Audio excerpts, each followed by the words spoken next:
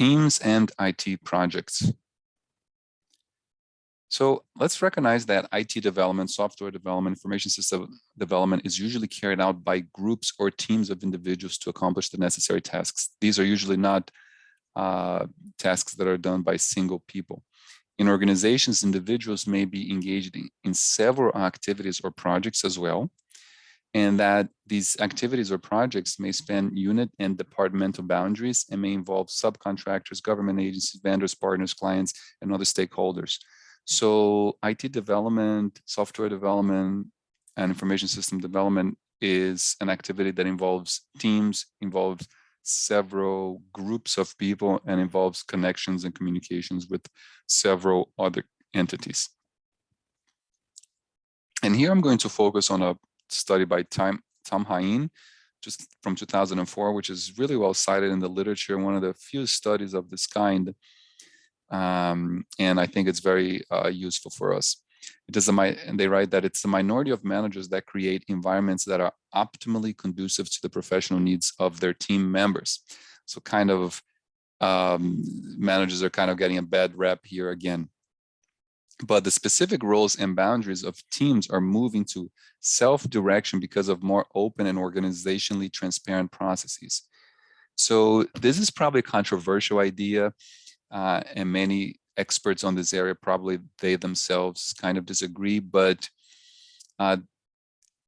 that seems to be the direction that teams are going, and the literature is going, as we see in the results from the evaluation of project managers and agile types of approaches that we discussed previously.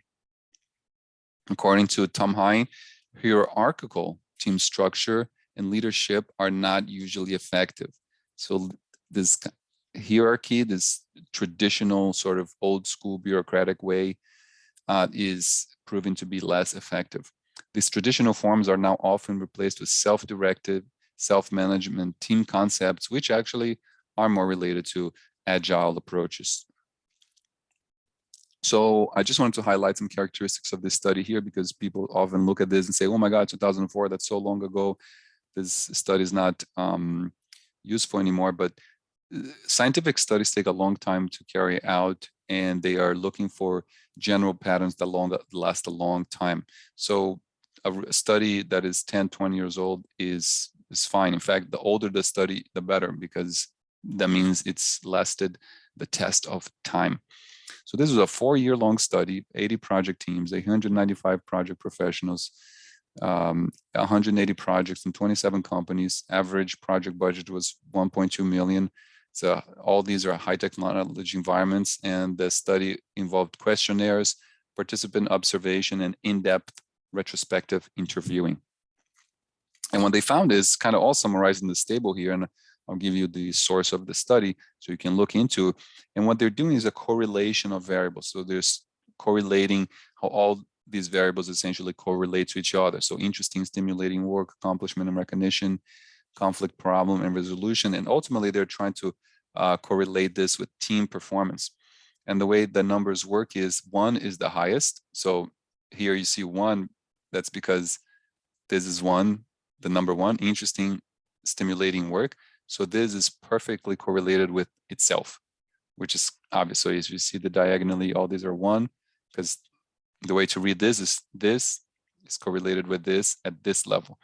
So 1 is correlated with 1 here at this level. Now, well, we kind of have to go down to see the other ones, but 2. So for example, accomplishment and recognition. Accomplishment and recognition, number 2, is correlated with 1, which is what? Interesting and stimulating work. And actually, that's a pretty good correlation. Usually above 0.3 is pretty strong positive correlation. And also the numbers can be negative. So the numbers go from 0 to -1 and 0 to 1.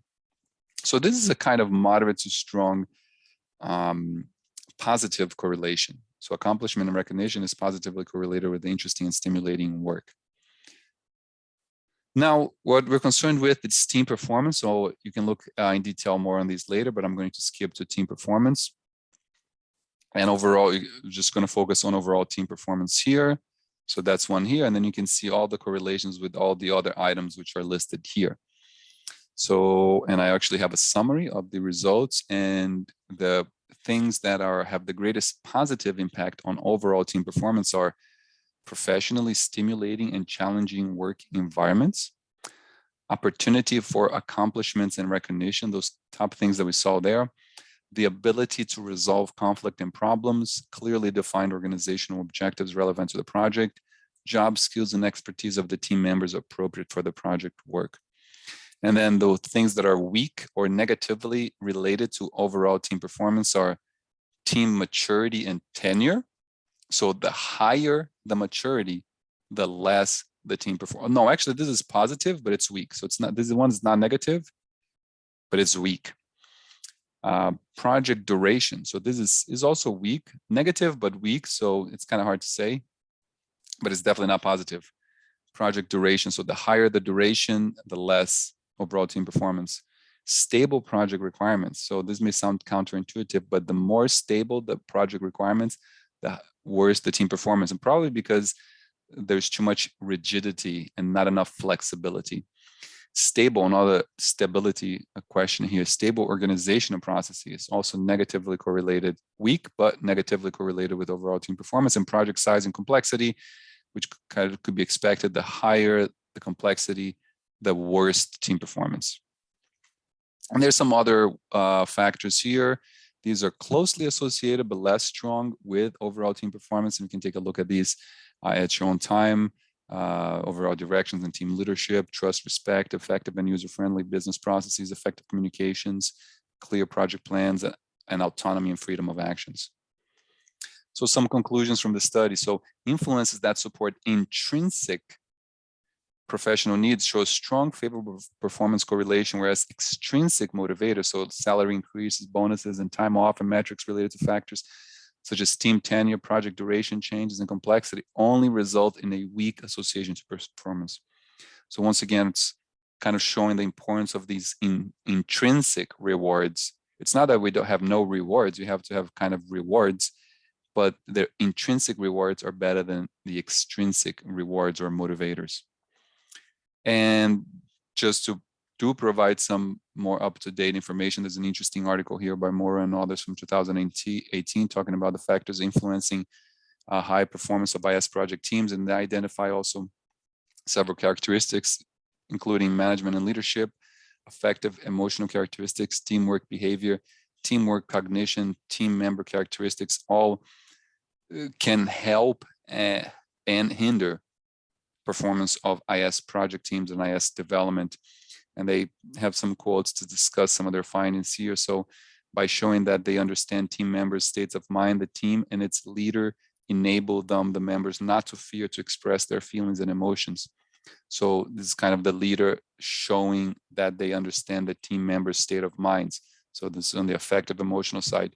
It's important for superiors to motivate the team, so the team is more enthusiastic, meeting its objectives and working on its tasks. So both affective emotional, but also management and leadership, which are both impacting the teamwork and then positively impacting the performance of the development itself.